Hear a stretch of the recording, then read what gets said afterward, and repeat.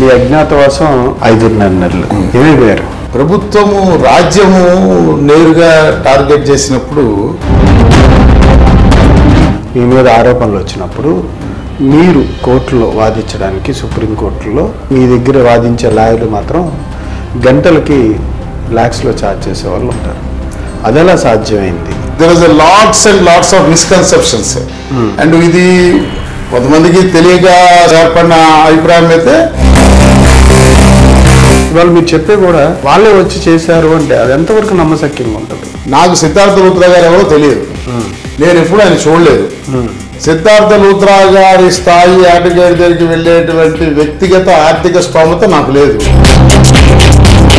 వాళ్ళ పార్టీకి సంబంధించి చేసే కేసెస్లు అన్నిట్లో ఆయన ఉంటారు, దానికి సంబంధించే మిమ్మల్ని అడగడం జరిగింది. మీరు చెప్తున్నారు కదా, నాకు తెలుగుదేశం పార్టీ లీగల్ సెల్లో కానీ ఏ పార్టీ లీగల్ సెల్లో ఉన్నటువంటి ఎటువంటి అడ్వకేట్తో కనీసం ముఖపరిచయం కూడా లేదు. ఈ రోజు వరకు నా 36 సంవత్సరాల ఉద్యోగ సంఘ నాయకుడి జీవితంలో. అంటే అప్పుడు వృత్తి నైపుణ్యం తక్కువ ఉందని గవర్నర్ గారి దగ్గరికి వెళ్ళారండి. అదేమన్నా తప్పు చేశాను అని తొందరపడ్డాము, లేదంటే అగ్రెసివ్గా వెళ్ళిపోయాను. నేను గవర్నర్ని కలవడం 100% జస్టిఫైడ్. పాయింట్ నెంబర్ 1, అది నా హక్కు. రెండోది అంటే దట్ మీన్ కలిసిన ప్రతిసారి గవర్నర్ గారు ప్రభుత్వం చర్య తీసేసుకుంటాను కాదు కదా. మీ అభిప్రాయం, మీరు ఆ విషయంలో బాగా బాధపడి ఉంటారు. వ్యవస్థ, ఉద్యోగం, అది కాకుండా పర్సనల్గా భయం కలిగిన ఏ దశలో ఒక క్షణం కూడా నేను భయపడలేదు. ఇబ్బంది పడ్డాను. ఇంటికి వెళ్ళాను, ఎలా వెళ్ళాను, ఎక్కడున్నాను, రైల్వే స్టేషన్ లో ప్లాట్ఫామ్ మీద పడుకున్నానా, పార్కులో బెంచ్ మీద పడుకున్నానా, సులభ కాంప్లెక్స్ లో టాయిలెట్కి వెళ్ళి స్నానం చేశానా. మీరు లాస్ట్ టైం మీ మీద మోపిన కేసులు ఎన్ని, ఇవాళ ఎంతవరకు రన్నింగ్ లో ఉన్నాయి, ఎన్ని మూసేశారు ఈ గవర్నమెంట్? నన్ను సస్పెండ్ చేశారు. ఓకే, డిపార్ట్మెంట్ లో ఎందుకు సస్పెండ్ చేశారు? ఎఫ్ఐఆర్ లో నా పేరు ఉందని సస్పెండ్ చేశారు. కానీ డిపార్ట్మెంట్ కనీసం నా మీద మీరు చెప్తున్నారు డిపార్ట్మెంట్ లో ఏదో జరిగిపోయింది, నాకేందో వ్యవస్థ పనిచేస్తుందని.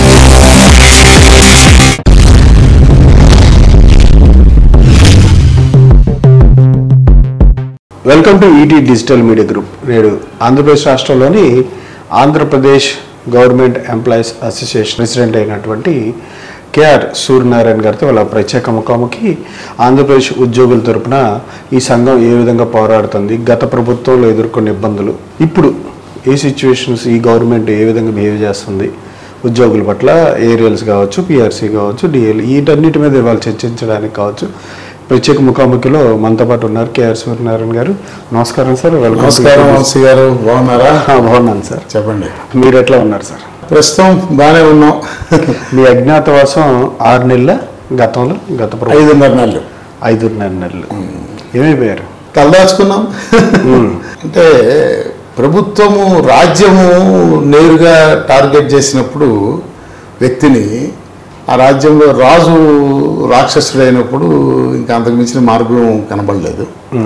వాస్తవానికి నేను పోలీస్ కేసుకి భయపడో లేకపోతే ప్రభుత్వం ఇబ్బంది పెడుతుందనో భయపడో నేను అజ్ఞాతంలోకి వెళ్ళలేదు. ప్రాణం తీసేస్తానని బెదిరించినందువల్ల అజ్ఞాతంలోకి వెళ్ళాల్సి వచ్చింది. స్వయాన డీజీ ఇంటెలిజెన్స్ పిఎస్ఆర్ ఆంజనేయులు రేపు ఉదయం 8:30లోగా నువ్వు సజ్జల రామకృష్ణారెడ్డి దగ్గరికి వచ్చి సరెండర్ అయ్యి ఇది తప్పైందని చెప్పి నువ్వు వేసిన కేసులను విత్డ్రా చేసుకోకపోతే by 9:30 you are no more అన్నాడు. యు ఆర్ నో మోర్, నేను భగవంతుడు కూడా కాపాడలేడు అని చెప్పాడు. జూన్ 1, 2023 రాత్రి 8:30 గంటలకి. ఆ పరిస్థితిలో అప్పుడు మేము గవర్నర్ని కలిసింది జనవరి 19, 2023. సో గవర్నర్ని కలిసిన తెల్లారి నుంచే మా మీద దాడి మొదలైంది. మీకు అందరికీ కూడా తెలుసు, అనేక రకాలుగా దాడి. అయితే ఏ మాటకి ఆ మాట చెప్పాలి, మేము కూడా ఏం చిన్నపిల్లలం కాదు, అమాయకులం కాదు. ప్రభుత్వం వైపు నుంచి రియాక్షన్ ఉంటుందని ఊహించకుండా మేము గవర్నర్ దగ్గరికి వెళ్ళలేదు. గవర్నర్ దగ్గరికి వెళ్ళటం అనేది ఒక అన్ప్రెసిడెంటెడ్, అంటే సాంప్రదాయంగా లేనటువంటి ఒక కొత్త చర్యకి మేము పాల్పడినప్పుడు సహజంగా ప్రభుత్వం ఏదో రకంగా రియాక్ట్ అవుతుంది అని ఊహించాం. ఆ రియాక్షన్ అనేది పాజిటివ్ రియాక్షన్ గా ఉంటుందా, నెగిటివ్ రియాక్షన్ గా ఉంటుందా ఇస్ ద ఇష్యూ. వాస్తవంగా అయితే ఒక మెచ్యూర్డ్ గవర్నమెంట్ అయినట్టయితే దాన్ని పాజిటివ్గా రియాక్ట్ అవ్వాలి. దాని ఏముంది, రాజ్యాంగబద్ధమైన స్థానంలో ఉన్న వారిని ఎవరైనా కలవచ్చు. సో అలా వాళ్ళు కలిశారు. అది అంతిమంగా ప్రజాస్వామ్యంలో నిర్ణయాధికారం ప్రభుత్వంలో ఉన్నవారిదే కాబట్టి మరి మా దగ్గరికే వస్తుంది కాబట్టి ఆ దరఖాస్తుని దాని సాధ్యాసాధ్యాలు పరిశీలించి మేము చేయాల్సిన ఉంటే చేస్తాము అని చెప్పి ఊరుకోవచ్చు. అలాగే ఆ దరఖాస్తు వారికి వచ్చినప్పుడు దాంట్లో ఉన్న కంటెంట్లో వాళ్ళు చేయగలిగింది, ప్రభుత్వం పరంగా చేయగలిగింది నిజంగా న్యాయబద్ధమైనటువంటి అంశాలు ఉంటే వాటిని చేయడం ద్వారా ప్రభుత్వం మంచి పేరు కూడా తెచ్చుకునే అవకాశం ఉండేది. కానీ అవన్నీ జరగలేదు, కదంతా వేరేకి వెళ్ళింది. ఆ సంబంధించిన కేసులు కావచ్చు, తర్వాత కావచ్చు, మీ మీద ఆరోపణలు వచ్చినప్పుడు మీరు కోర్టులో వాదించడానికి సుప్రీంకోర్టులో సిద్ధార్థ లూథ్రా లాయర్ని అపాయింట్ చేసుకున్నారు. అంటే మీ ఉద్యోగ సంఘం కొత్తగా ఏర్పడింది, ఆర్థిక వెసులుబాటు తక్కువ ఉంటుంది, కానీ మీ దగ్గర వాదించే లాయర్లు మాత్రం గంటలకి ల్యాక్స్లో ఛార్జ్ చేసే వాళ్ళు ఉంటారు. అదెలా సాధ్యమైంది? మీరేమో మాట్లాడితే చాలా సత్యాలని నేను ఎటువంటి చేయలేదంటారు, ఓ పక్కన ప్రభుత్వం కేసులన్నీ పెట్టింది, మరి దాన్ని ఎట్లా సమర్థించుకుంటారు? అంటే కార్పొరేట్ సోషల్ రెస్పాన్సిబిలిటీ అని ఒక కాన్సెప్ట్ ఉంది ఈ దేశంలో. పారిశ్రామికవేత్తలు కొంత భాగాన్ని పర్సంటేజ్ని సమాజ హితం కోసం ఉపయోగిస్తుంటారు. అలాగే పెద్ద స్థాయిలో ఉన్న మేధావులు కొంత న్యాయసమ్మతంగా ఉన్నటువంటి కొంతమందికి న్యాయం కోసం న్యాయం దక్కగా అనాథగా మిగిలిపోయిన నాలాంటి వాళ్ళకి ఉచితంగా కూడా సాయం చేయొచ్చు కదా. ఇప్పుడు ఈ సిద్ధార్థ లూథ్రా గారు maybe yes I totally agree with is a highly paid advocate in India as of now. అయితే వారు అన్ని కేసుల్లో ఒకలాగే ఛార్జ్ చేస్తారని ఎక్కడుంది? కొన్ని కేసులు వారు దయాప్రయోజనంతో ఉచితంగా కూడా చేయొచ్చు. నా దగ్గర అయితే రూపాయి తీసుకోలేదు. ఇప్పుడున్న ప్రభుత్వం, ఇప్పుడున్న పార్టీ ఆయన హైర్ చేసిందా పోనీ? లేదు. మీరు అదే చెప్తున్నారు, there is lots and lots of misconceptions. And ఇది కొంతమందికి తెలియక ఏర్పడిన అభిప్రాయం అయితే, నా వైరి సంఘాలు ఆనాడు ఎవరైతే ఆ సజ్జల రామకృష్ణారెడ్డితో కుమ్మక్కయ్యి నా మీద దుష్ప్రచారం చేశారో వాళ్ళు ఆ రకం ప్రచారాన్ని కూడా వాళ్ళే చేశారు. History will be on records.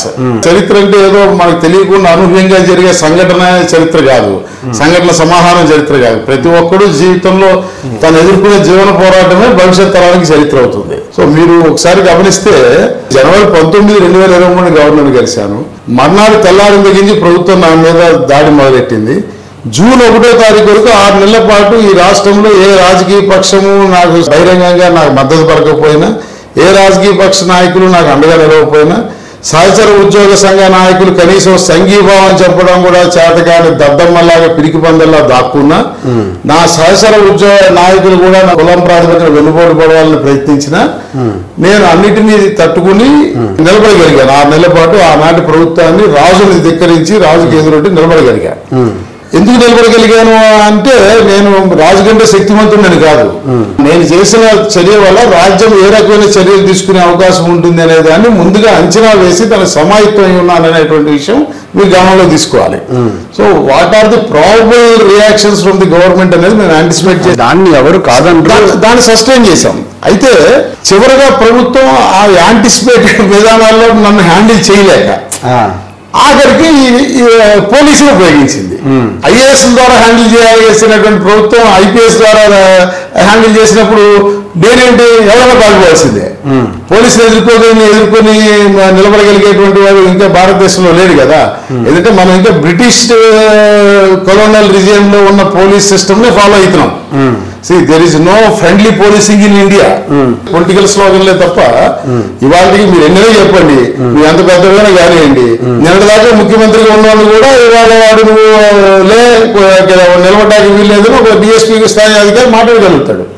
Policing system itself is something different. Okay, అంటే నేను అనేది వ్యవస్థలోని ఆ వ్యత్యాసాలు అధికారం ఉన్నప్పుడు ఒక దాని గురించి కాదు. అంటే ప్రశ్న ఇంకా వ్యయం మీరు అన్న ప్రశ్న అంటే మీరు ప్రజలకి సపోజ్ ఉద్యోగస్తులు ఎంప్లాయీస్కి ఏదో చెప్తా ఉంటారు, ఇవాళ మీరు చెప్పే కూడా అంటే వాళ్ళే వచ్చి చేశారు అంటే అది ఎంతవరకు నమ్మశక్యంగా ఉంటుంది? వెరిఫైబుల్. మీకు అదే చెప్తున్నా, నాకు సిద్ధార్థ లూథ్రా గారు ఎవరో తెలియదు. నేను ఎప్పుడు ఆయన చూడలేదు. సిద్ధార్థ లూథ్రా గారి స్థాయి అడ్వకేట్ దగ్గరికి వెళ్ళేటువంటి వ్యక్తిగత ఆర్థిక స్తోమత నాకు లేదు, నా సంఘానికి లేదు. అసలు మీరు ఇంకో విషయం మర్చిపోతున్నారు, మా సంఘం నా మీద పెట్టిన కేసుని సంఘపరంగా డీల్ చేయలేదు, అది నా వ్యక్తిగత అంశంగానే మేము డీల్ చేశాం. Point number 1.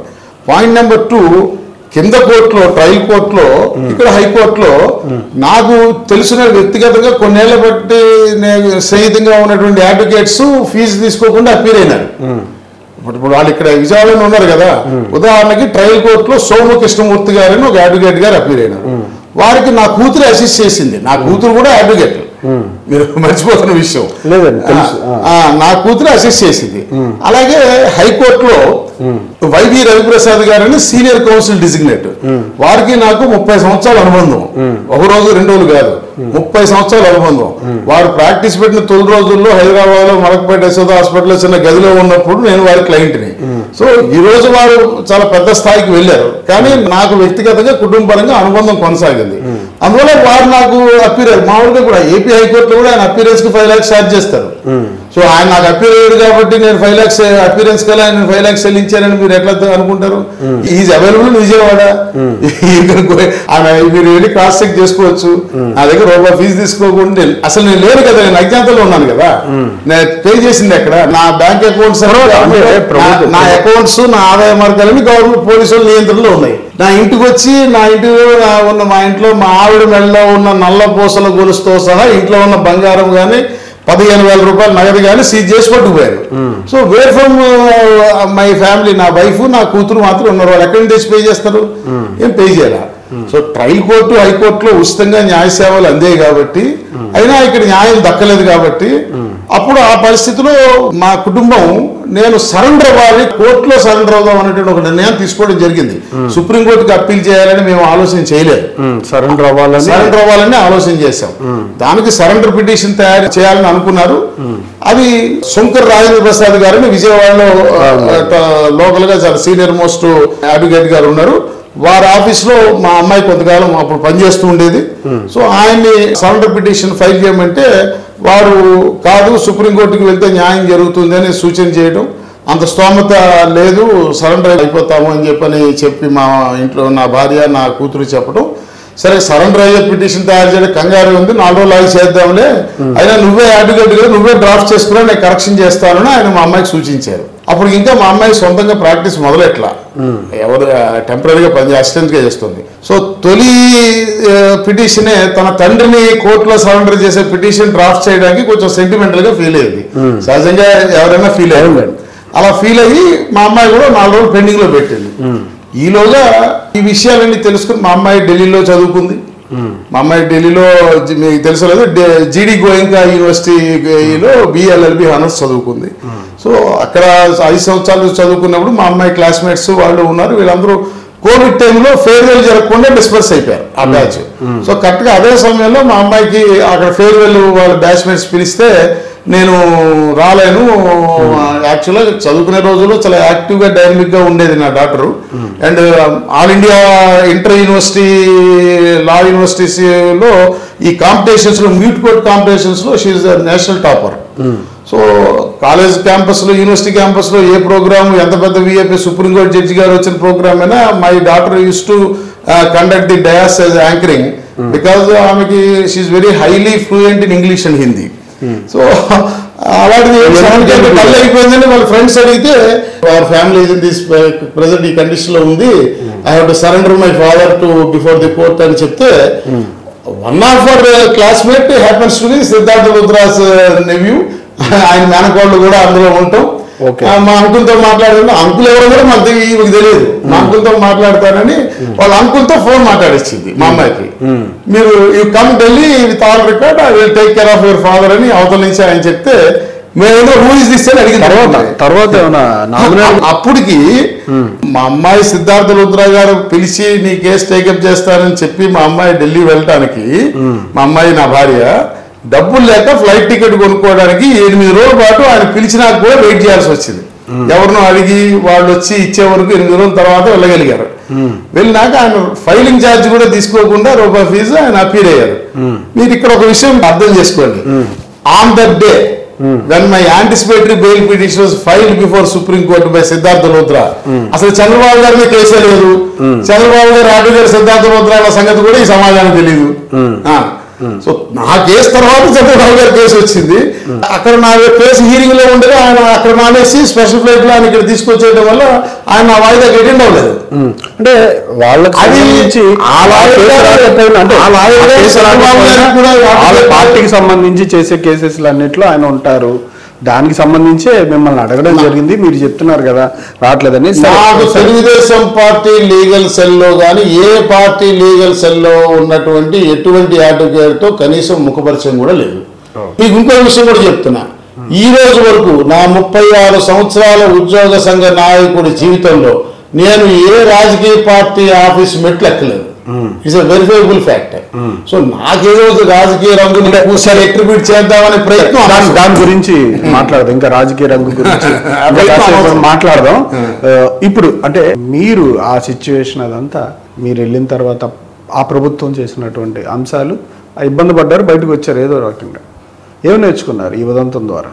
ఈ ఉదంతాగా ఏం నేర్చుకున్నామంటే మరింత వృత్తి నైపుణ్యంతో పోరాటాలు చేయాలని నిర్ణయించుకున్నాను. అంటే అప్పుడు వృత్తి నైపుణ్యం తక్కువ ఉందని గవర్నర్ గారి దగ్గరికి వెళ్ళారండి. అంటే మీరు అంటే అంటే ఆ వర్డ్ కాకపోయినా అదే తప్పు చేశాను అని తొందరపడ్డాము, లేదంటే అగ్రెసివ్గా వెళ్ళిపోయాను నేను అని ఏమన్నా అనిపించింది తర్వాత? లేదండి, యాక్చువల్గా నాకు ఈ రోజుకి అర్థం కాదు అసలు అది అగ్రెసివ్ స్టెప్పే కాదు. ఇప్పుడు సహజంగా సమాజంలో ఉన్న పర్సెప్షన్ ఏంటి, గవర్నర్ గారు కానీ రాష్ట్రపతి గారు కానీ అదొక కాన్స్టిట్యూషనల్ పొజిషనే తప్ప పవర్ సెంటర్ కాదు అనేటువంటిది ఈ దేశంలో సామాన్య ప్రజలకు కూడా ఉన్న అభిప్రాయం. సో యాక్చువల్గా it's a formality that some times though the governor రాజకీయ పార్టీలు కూడా రూలింగ్ పార్టీ మీద కంప్లైంట్ చేస్తూ గవర్నర్ని కలుస్తాయి. అంటే దట్ మీన్ కలిసిన ప్రతిసారి గవర్నర్ గారు ప్రభుత్వం మీద చర్య తీసేసుకుంటారని కాదు కదా. It is a symbolic way of expression. So ఆ రకంగా రొటీన్ గా మేము కలిసాం. అయితే ఇక్కడ మేము కలవటం చాలా ఉద్దేశపూర్వకంగానే కలిసాను. నేనేమి అంత అమాయకంగాను అవగాహన లేకుండాను కలవలేదు. చాలా మంది తెలిసి తెలియని వాళ్ళు మాట్లాడిన మాటలు ఏబిసిడి రావడం పరిగణిస్తాను. నేను గవర్నర్ని కలవడం 100% జస్టిఫైడ్. పాయింట్ నెంబర్ 1, అది నా హక్కు. రెండోది, అసలు సమస్యలు పక్కదారి పట్టించి ఏపీ ఐఎన్ఎస్ నాయకుడు అంటే ఆ రోజు బండి శ్రీనివాస్ అన్నాడు పాలిచ్చే ఆవును వేసి దున్నపోతు దగ్గరికి వెళ్ళాడని మాట్లాడాడు. అలాంటి పరిమాణ అక్షరం మొక్క రాని వాళ్ళని ఆ ఏపీ ఐఎన్ఎస్ సంఘ అధ్యక్షుడిగా వాళ్ళు ఎలా పెట్టుకున్నారో నాకు తెలియదు. ఎందుకనంటే అసలు భారత రాజ్యాంగం ప్రకారము ఈ దేశంలో ప్రభుత్వము will be in the name of governor of Andhra Pradesh. Governor గారు శాసనసభకు వచ్చి సభను ఉద్దేశించి ప్రసంగిస్తే ఏం చెప్తారు, నా ప్రభుత్వం అని చెప్తారు. నా ప్రభుత్వం ఈ ఇనిషియేటివ్ తీసుకుంది, నా ప్రభుత్వం ఈ పథకాన్ని పెట్టింది అని చెప్తారు. So as per the constitution the governance పరిపాలన will take place in the name of governor of Andhra Pradesh. Point number 1. So point number 2, ఈ భారత రాజ్యాంగంలోని 309 అధికారిని అని ఒక అధికారిని ఉంటుంది. ఈ దేశంలో ఉద్యోగుల సర్వీసు వ్యవహారాలన్నీ కూడా కేంద్ర ప్రభుత్వం అయితే రాష్ట్రపతి గారి పేరు మీద, రాష్ట్ర ప్రభుత్వ ఉద్యోగులైతే గవర్నర్ గారి పేరు మీద మాత్రమే నియంత్రించబడాలి, లేదా శాసనసభ చేసిన చట్టం ద్వారా నియంత్రించబడాలి. సో గవర్నర్ గారి పేరు మీద రాష్ట్ర ప్రభుత్వ ఉద్యోగుల సర్వీసులు నియంత్రించబడాలి. అందువల్ల ఈవెన్ ముఖ్యమంత్రి ఎవరున్నా ఏ అధికారికి మా వ్యవహారాల సమితి ఏ అధికారికి ఉత్తర్వు ఇచ్చినా దాని కింద బ్రాకెట్ పెట్టి by order in the name of governor of Andhra Pradesh అని ఇస్తారు. అది కూడా ప్రభుత్వ ఉత్తర్వుల్లో కింద అలా ఉంటుందన్న సంగతి కూడా తెలియని అజ్ఞానులు ఈ రాష్ట్రంలో ఉద్యోగ సంఘ నాయకులుగా ఉన్నారు. సో నేను ఎవరి దగ్గరికి వెళ్ళాను, ఎవరి పేరు మీద అయితే మా సర్వీస్ వ్యవహారాలు నియంత్రించబడుతున్నాయో వారి దగ్గరికి వెళ్ళాను. అయ్యా, నీ పేరు మీద నా నియంత్రించబడుతున్న నా సర్వీస్ వ్యవహారాలు ఈ రాజ్యాంగ విరుద్ధంగా నిర్వహించబడుతున్నాయి కాబట్టి నీ జోక్యం అవసరమైంది. నీ ప్రభుత్వాన్ని చట్టము అమలు చేయమని, మా జీతభత్యాల చెల్లింపుకి చట్టం చేయమని ఆదేశించమని వారిని కోరాను. దీంట్లో what is wrong in it నాకు అర్థం కాదు. దాని తర్వాత వ్యక్తులు మాట్లాడుతూ ఉంటారు, విమర్శలు చేస్తూ ఉంటారు. మీరు చెప్పినట్టుగా ఆయనకు అనుభవం లేదంటే అక్షరానికి సంబంధించి మీ అంత తెలివితేటలు లేకపోయి ఉండొచ్చు, కానీ మీకు సంబంధించి ఈ ఉదంతా తెలివితేటలు వేరు, విషయ పరిజ్ఞానం అదే విషయ పరిజ్ఞానం లేదంటే ప్రాజెక్ట్ చేసే విధానం మీ అంత టాక్టిక్నెస్ ఉండకపోవచ్చు, కానీ అంటే ఉదంతం తర్వాత మీరు ఏం నేర్చుకున్నారు? అదే అండి, ఏం నేర్చుకున్నా ఇదే చెప్తున్నా కదా. మరింత మరింత సమర్థవంతంగా మరింత ఎఫెక్టివ్గా అన్డినేబుల్ కావలేని రీతిలో వాదనలు వినిపించడం అలవర్చుకోవాలనేది నేర్చుకున్నా. ఒకటి రెండు, ఈ ఉద్యోగ సమాజము భయం పేరు మీద భయం గుప్పిట్లో ఆ ముసుగేసుకుని నిద్రాణంలోకి వెళ్ళిపోయింది. దీన్ని మళ్ళా తిరిగి చైతన్యవంతం చేయాల్సిన అవసరం ఉంది అని భావించా. అదొక అభిప్రాయం ఏర్పడింది. లేకపోతే వీళ్ళని చైతన్యవంతులు చేయకపోతే రేపొద్దున భవిష్యత్తులో, ఇప్పుడు ఉదాహరణకి నేను గవర్నర్ దగ్గరికి వెళ్ళాను, నేను గవర్నర్తో ఫోటోకి పోజు ఇవ్వడానికి వెళ్ళానా, లేకపోతే నా వ్యక్తిగత ప్రయోజనం కోరి వెళ్ళానా? ఉద్యోగుల ఆర్థిక ప్రయోజన చెల్లింపుల కోసం వెళ్ళారు. సరే, అది తప్పని కొంతమంది, కాదని కొంతమంది, వేరే వాద ప్రతివాదాలు ఏమైనా ఉండొచ్చు. వాస్తవం నేను మీకు చెప్పా రాజ్యాంగం ఏం చెప్తుందో. బట్ వెళ్ళిందైతే ఉద్యోగుల కోసమేగా. ఉద్యోగుల్లో అందరూ ఉన్నారుగా. వాస్తవంగా ప్రభుత్వం నా మీద దాడికి పూనుకున్నప్పుడు మా మధ్య అభిప్రాయ భేదాలు ఏమున్నప్పటికీ ఈ రాష్ట్రంలో మిగతా ఉద్యోగ సంఘాలు సంఘీభావమైన ప్రకటన చేసి ఉండాల్సింది. అలాగే ఉద్యోగస్తులు కూడా ఇది తప్పు, అన్యాయం, మా తరఫున బకాయిల కోసం మాట్లాడిన వ్యక్తిని ఇలా వేధించడం, ఆ కుటుంబాన్ని వేధించడం సరికాదని ఎక్కడో అక్కడ ఒక సింబాలిక్ గా అయినా సరే తమ మనసులో అభిప్రాయం తెలియపరిచి ఉండాల్సింది. అది చేయకపోవడం ద్వారా, భయం పేరు మీద మౌనం దాల్చడం ద్వారా ఉద్యోగస్తులు, సంఘాల నాయకులేమో మనకు పోటీ లేకుండా పోయిందిలే ఈ లోపల పోతే అన్నటువంటి భావంతో వాళ్ళు ప్రవర్తించడం వల్ల అసలు భవిష్యత్తులో ఉద్యోగుల తరపున మాట్లాడడానికి ఎవరు ముందుకు రావడానికి ధైర్యం చేయనటువంటి పరిస్థితులు, ఉద్యోగ వ్యవస్థ ఆత్మహత్యా సదృశ్యంగా మారింది. ఇది తమ తరపున లేకపోతే ఎవరు ధైర్యంగా ముందుకు వస్తారు? వచ్చిన వారి వెనకాల మనం నిలబడకపోతే నేను మంచివాడినా చెడ్డవాడినా, నేను చేసింది రైటా రాంగా, నా ఆలోచన విధానం కరెక్టా కాదా, నా సిద్ధాంత భావజాలంతో నువ్వు ఏకీవిస్తున్నావా లేదా, ఇవన్నీ అప్రస్తుతం. బట్ ఆ క్షణంలో, ఆ సందర్భంలో ఖచ్చితంగా మన కోసం మాట్లాడిన వాడు అది ఏమైనా కానీ మనం దానికి సంఘీభావన మాట్లాడి అని ఉండాల్సిందే అనేది నా అభిప్రాయం. మీరు ఆ విషయంలో బాగా బాధపడి ఉంటారు. బాధపడలేదు. ఇక ఎవరి మీద ఆధారపడకుండా నేను మరింత ఉద్యోగుల్ని చైతన్యపరచాలి, లేకపోతే ఈ వ్యవస్థ చచ్చిపోతుందని ఒక భయం అయితే వేసింది నాకు. అదొక్కటేనా? ఇంకా వేరే రకంగా ఈ రోజు వ్యవస్థ, ఉద్యోగం, అది కాకుండా పర్సనల్ గా భయం కలిగింది. ఆల్ ఈజ్ వెల్, ఈ రోజు అంత బాగుంది, ఆల్ ఈజ్ వెల్ అనే పరిస్థితి కాబట్టి ఇలా మాట్లాడుతున్నానని మీరు అనుకుంటే నేనేం చేయలేను. కానీ బట్ నాకు అబద్ధం చెప్పడం రాదు. దైవాన్ని నమ్మే వ్యక్తిని నేను ప్రమాణపూర్తిగా చెప్తున్నా. ఏ దశలో ఒక క్షణం కూడా నేను భయపడలేదు. అయితే ఇబ్బంది పడ్డాను, భయపడలేదు, ఇబ్బంది పడ్డాను. ఎట్లా ఇబ్బంది పడ్డాను? కట్టుబట్టలతో ఈ ఊరి నుంచి వెళ్ళాను. ఎక్కడికి వెళ్ళాను, ఎలా వెళ్ళాను, ఎక్కడున్నాను, రైల్వే స్టేషన్ లో ప్లాట్ఫామ్ మీద పడుకున్నానా, పార్కులో బెంచ్ మీద పడుకున్నానా, సులభ కాంప్లెక్స్ లో టాయిలెట్కి వెళ్ళి స్నానం చేశానా, దేవుడి గుడి దగ్గర ప్రసాదం పెట్టే టైంకి, నైవేద్యం పెట్టే టైంకి వెళ్ళి కూర్చుని ఆ పంతులు గారు పెట్టిన ప్రసాదం తిని బతికానా. క్రానిక్ డయాబెటిక్ పేషెంట్, నాకు హార్ట్లో స్టంట్ ఉంది, డైలీ 2 పూట్ల ఇన్సులిన్ తీసుకునేవాడిని. అలాంటిది మందులు లేవు, ఏమి లేవు, జోబులో రూపాయి లేదు, ఆఖరి ఐడెంటిటీ కార్డు కూడా నా జోబులో లేదు. అలాంటి పరిస్థితిలో ఇబ్బంది పడ్డానే కానీ బాధపడలేదు, భయపడలేదు. భయం అనేది ఎప్పుడు ఏ క్షణం రాలేదు. ఎందుకు కలగలేదంటే, నేను అమ్మవారిని కొలిచే భక్తుడిని. నా మనసులోకి ఏదైనా ఒక ఆలోచన వచ్చినప్పుడు, అది వ్యక్తిగతం కానివ్వండి, వృత్తిపరం కానివ్వండి, ఏదైనా కానివ్వండి, నా మనసులోకి ఏదైనా ఆలోచన రాగానే నేను విజయవాడ అమ్మవారి గుడికి వెళ్తాను. చిన్నప్పటి నుంచి అలవాటు నాకు. నేను హైదరాబాద్లో ఉన్నా కూడా అక్కడ నా బుర్రలోకి ఏదైనా ఆలోచన వస్తే వెంటనే కారేసుకుని విజయవాడ వచ్చి అమ్మవారి టెంపుల్లోకి వెళ్ళేవాడిని. ఆ గర్భగుడిలో అమ్మవారిని పూజిస్తూ తర్వాత ప్రార్థన చేస్తున్నప్పుడు కూడా నా మైండ్లో ఆ ఆలోచన తిరిగి వస్తే అది నాకు అమ్మవారు గో హెడ్ అని సంకేతం ఇచ్చినట్టుగా భావిస్తాను నేను. ఇక బయటకు వచ్చాక మొత్తం యావత్తు ప్రపంచం దాన్ని కాదన్నా సరే నేను ఆ పని చేస్తాను.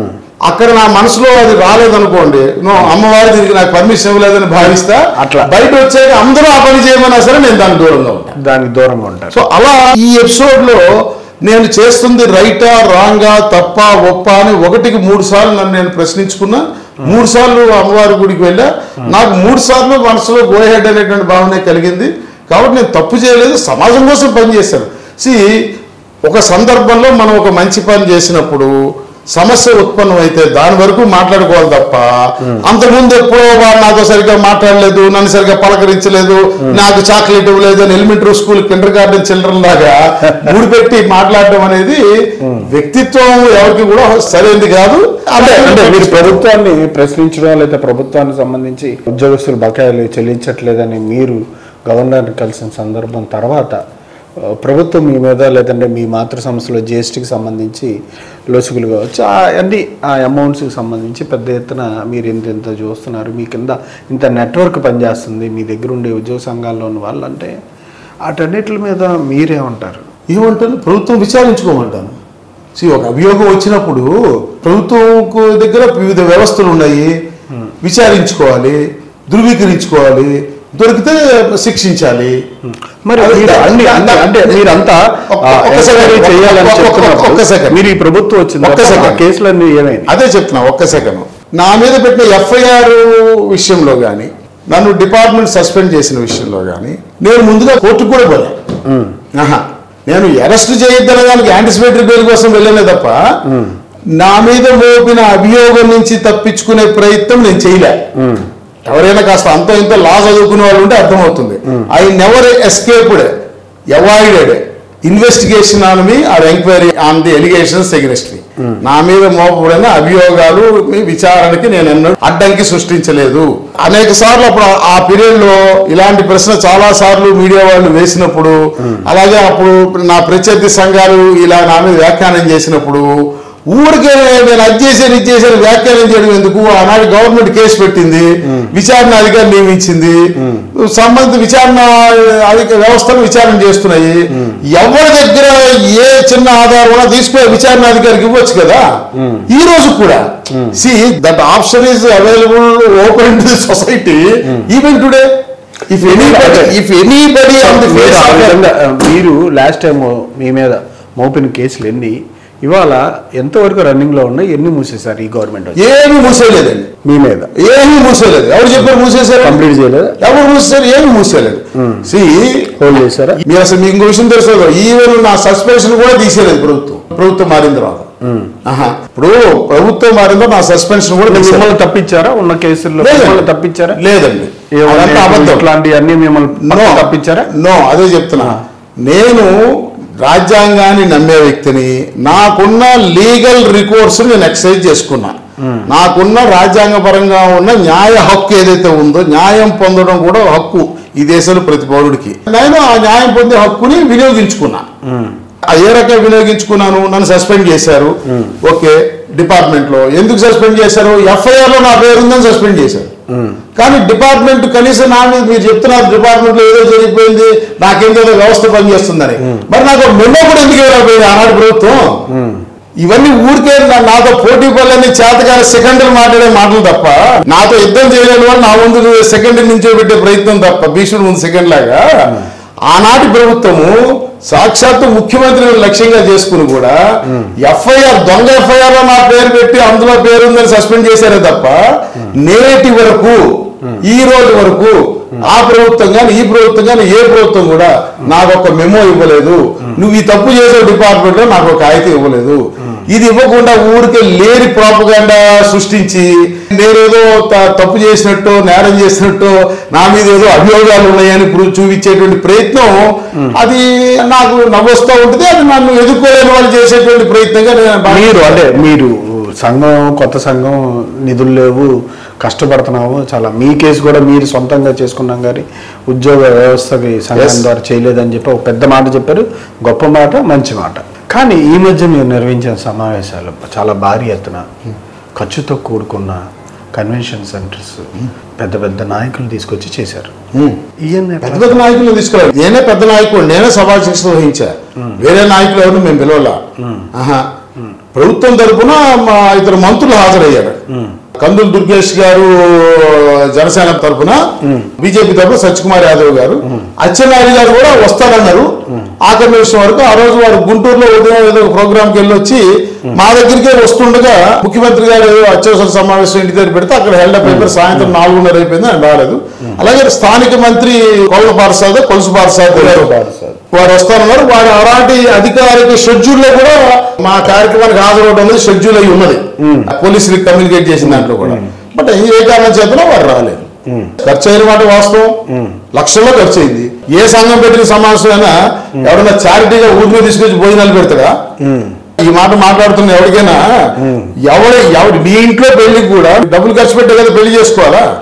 అది మా సంఘం ఫంక్షన్ అండి, మా సంఘం సెలబ్రేషన్ అండి, మా సంఘం 3 సంవత్సరాలకు ఒకసారి చేసుకునేటువంటి కౌన్సిల్ సమావేశం అండి, మేము ఒక పండగలో చేసుకుంటాం. మీకు తెలుసో లేదో, అసలు ఈ దేశంలో మొదటిసారి మా సంఘం మీరు అడిగారు కాబట్టి చెప్తున్నా. Let me give clarity about this finances. నా సంఘం సమావేశానికి, విజయవాడలో సమావేశానికి రావడానికి బస్సులు ఏర్పాటు చేసుకుని వచ్చారు స్వచ్ఛందంగా. మేము కేవలం హాలు సరిపోదు, 3-4 వేల మంది కంటే రావద్దని నియంత్రించాం. అయినా సరే 10,000 మంది వచ్చారు. వచ్చి బస్సులు వాళ్లే పెట్టుకుని, మీరు చూసుకోండి, మాకు క్యూఆర్ స్కాన్ కోడ్ ఒకటి పెట్టాము. మా సమావేశానికి రావాలంటే ఉద్యోగస్తులు 500 ఖాతాలో వేసి రమ్మన్నాం. అలా అయితే కొంత తగ్గుతారని వేసి వచ్చారు స్వచ్ఛందంగా ఉద్యోగులు. 10,000 మంది వచ్చారు. అది మా సంఘం మీద, నాయకత్వం మీద ఇవాళ ప్రాథమిక స్థాయిలో ఉద్యోగులకు ఉన్న నమ్మకం, విశ్వాసం. దాన్ని ఎలా లెక్క పెడతాం? ఖర్చు అయింది, అప్పు చేస్తాం, తంతా పెడతాం. కూతురు పెళ్లి చేసినప్పుడు ఏం చేస్తారు? అలాగే 3 సంవత్సరాల కోసం చేసుకుని మా కుటుంబ పండుగ ఇది. ఆఫీస్ బ్యాలెన్స్ అందరం ఖర్చు పెట్టుకున్నాం, అప్పు చేస్తాం. నెక్స్ట్ పొలిటికల్గా ఎంట్రీ కాబోతున్నారా? బీజేపీలోకి ఏమైనా వెళ్ళాలన్న ఆలోచన ఉందా? దేశవ్యాప్తంగా ఉన్న పరిస్థితులు మనం అనలైజ్ చేయలేకపోయినా మన కళ్ళెదురుగా కనిపిస్తున్న మన రాష్ట్రంలో రాజకీయ పరిస్థితులు ఇట్స్ ఓపెన్ బుక్. నేను అనేది, మీరు వెళ్ళబోతున్నారా బీజేపీకి? సాఫ్ట్ కార్నర్ కానీ బీజేపీ పట్ల అభిమానం కానీ? యాజ్ ఆన్ దిస్ డే మీరు అన్నట్టు మీ దృష్టిలో కూడా నేనైతే మరీ అంత బుర్ర తక్కువ కాదు. మీకు ఇప్పుడు ఉన్న ప్రభుత్వానికి ఎట్లాంటి రిలేషన్స్ ఉన్నాయి? ఒక సంఘ నాయకుడిగా సంఘానికి, మీ సంఘానికి? మా సంఘానికి ప్రభుత్వంతో ఎటువంటి ఇబ్బంది మేమేమి ఫీల్ కావటం లేదు. We are comfortable. ఏ అంశాన్నైనా ప్రభుత్వం దృష్టికి తీసుకువెళ్తే. ఈ ప్రభుత్వం వచ్చిన తర్వాత ఏం చేసింది? మీకు ఉద్యోగస్తులకు ఏమైనా కొంచెం రిలీఫ్గా ఉందా? ఆ 25,000 కోట్లు ఇవాళ 33,000 కోట్లకి చేరిందని నా అంచనా. ఈ 1 year జాబితాలో ఈ రాష్ట్రం ఉన్నటువంటి ఆర్థిక స్థితి మీద ఒక్కసారి మనం అవగాహన చేసుకున్నట్టయితే, మీరే చెప్తున్నారు ప్రభుత్వం దగ్గర బడ్జెట్ లేదు, ఇట్లాంటి సిచ్యువేషన్స్లో మరి మీరు ఉద్యోగస్తులు మీరేం చెప్తారు? ఆంధ్రప్రదేశ్ ప్రభుత్వ ఉద్యోగుల సంఘం ఈ అన్ని సమస్యలకి ఒక పరిష్కారం చూపించాలి, ప్రభుత్వం ముందు ప్రత్యామ్నాయ పరిష్కార మార్గాలు ప్లేస్ చేయాలన్న ఉద్దేశంతో. Okay sir, okay, thank you అండి.